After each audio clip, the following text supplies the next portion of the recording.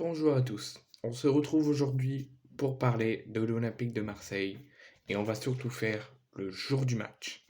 J'ai quelques informations à vous donner, notamment le groupe concocté par Igor Tudor pour cette rencontre, les risques de suspension, les compositions probables selon la presse, l'heure du coup d'envoi, l'heure de la prise d'antenne par la chaîne de diffusion et la chaîne de diffusion, le groupe auxerrois et aussi je vais vous dire le nombre qu'on attend de supporters olympiens au stade. Premier point, là, le groupe concocté par Igor Tudor. Donc, comme vous le savez, l'Olympique de Marseille reçoit Auxerre ce soir à la 30e journée, à la 33e journée, pardon, l'Orange Vélodrome de notre Ligue 1, qui, je rappelle, le match OM Auxerre de ce soir ne sera pas le dernier match de la 33e journée, parce que suite à la finale de la Coupe de France d'hier soir, les matchs de Nantes et de Toulouse sont reportés à mardi et à mercredi. Donc le dernier match de la 33e journée, qui sera le dernier match de clôture, aura lieu mercredi. Donc le match de l'OM contre Auxerre ce soir ne sera pas le dernier match de la 33e journée. Donc, je répète, l'Olympique de Marseille reçoit Auxerre ce soir à l'Orange Vélodrome pour la 33e journée de Ligue 1. Absents contre Lyon, Dimitri Payet et Nuno Tavares vont eux faire leur retour. Donc le groupe des 20 Olympiens, deux de plus, parce qu'on a récupéré Payet et Tavares qui étaient forfaits contre Lyon. Donc Paolo Lopez, Ruben Blanco, Simon Nkapitougou dans les cages. Défenseurs Mbemba, Kolasinac, Balerdi, Gigot, Klos, Tavares, Bailly et Caboret. Milieu de terrain Kendouzi, Malinowski, Elmaz, Verretou et Rongier. Attaquant Under, Sanchez, Vitinha et Payet. En absent, on connaît tous Harit et Unai qui sont absents de longue durée. Sinon, hormis les absents de Harit et Unai de longue durée, donc qui reviendront que la saison prochaine, on a récupéré Payet et Tavares. Donc le groupe, si on écarte Harit et Unai, est au complet. Ensuite, on va parler des risques de suspension. Côté OM, il y a Ruslan Malinowski et Seth Kolasinac. Je n'ai pas la rencontre qui pourrait éventuellement être suspendue en cas de carton jaune ce soir, mais en tout cas, s'il reçoit un carton jaune, ça sera un des prochains matchs de l'OM d'ici la fin de la saison auxquels ils seront suspendus. Ensuite, on va parler des compositions probables. Selon la presse, qui je répète n'est pas officielle, les compositions que je vais vous donner, ma composition personnelle n'est pas officielle, elle est probable. Et la composition officielle devrait sortir d'ici ce soir 20h, 20h05 maxi. Donc selon le Phocéen, on devrait avoir, selon les différents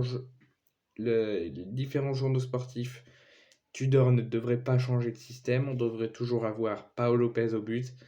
En défense, Mbemba, Gigot, Kolasinac. Caboret et Klos en piston. Rongier et Vertou. Under, Sanchez et Vitinha pour le Phocéen. C'est la composition probable que le Phocéen nous donne, qui devrait, selon eux, être ça ce soir.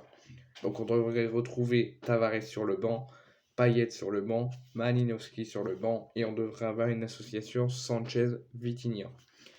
Pour l'équipe, le journal pro-parisien, on devrait toujours avoir Paolo Lopez au but.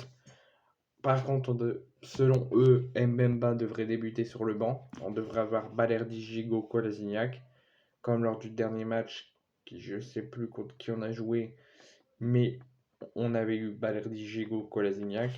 On devrait avoir, comme le Phocéen a dit, en piston, Caboret et Klos. Rongier, Verretou au milieu. Et en attaque, Under et association Sanchez-Vitinha.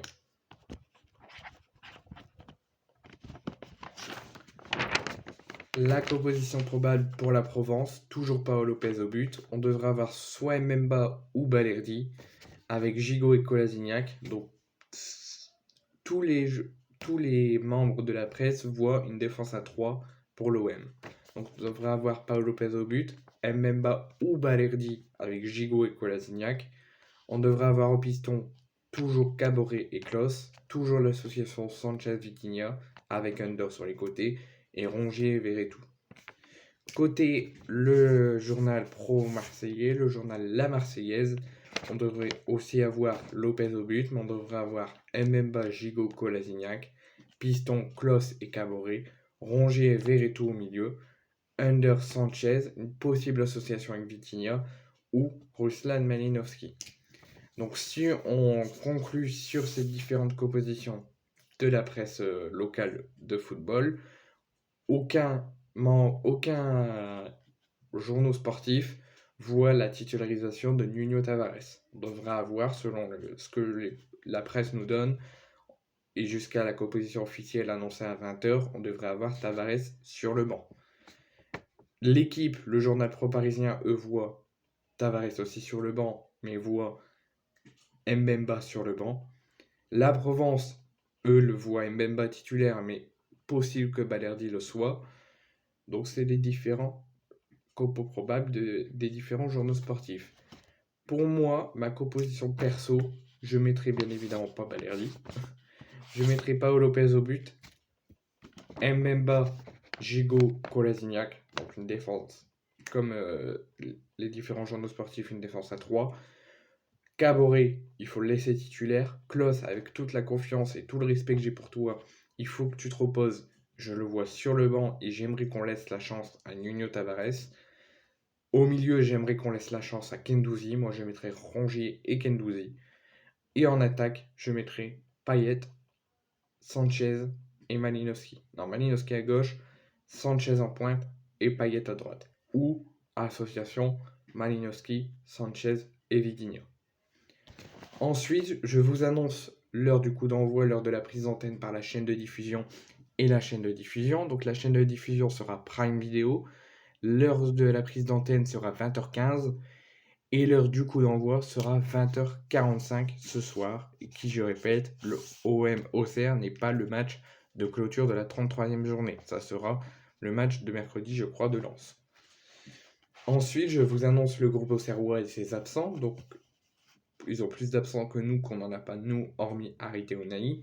Eux, ils ont Oyuo, Massengo, Siriki Dembélé et Isaac Touré, qui, je répète, n'a pas l'autorisation par la Ligue de jouer contre son ancienne équipe. Il y a eu aussi une concertation entre les dirigeants olympiens et les dirigeants auxerrois pour pas qu'il ne joue.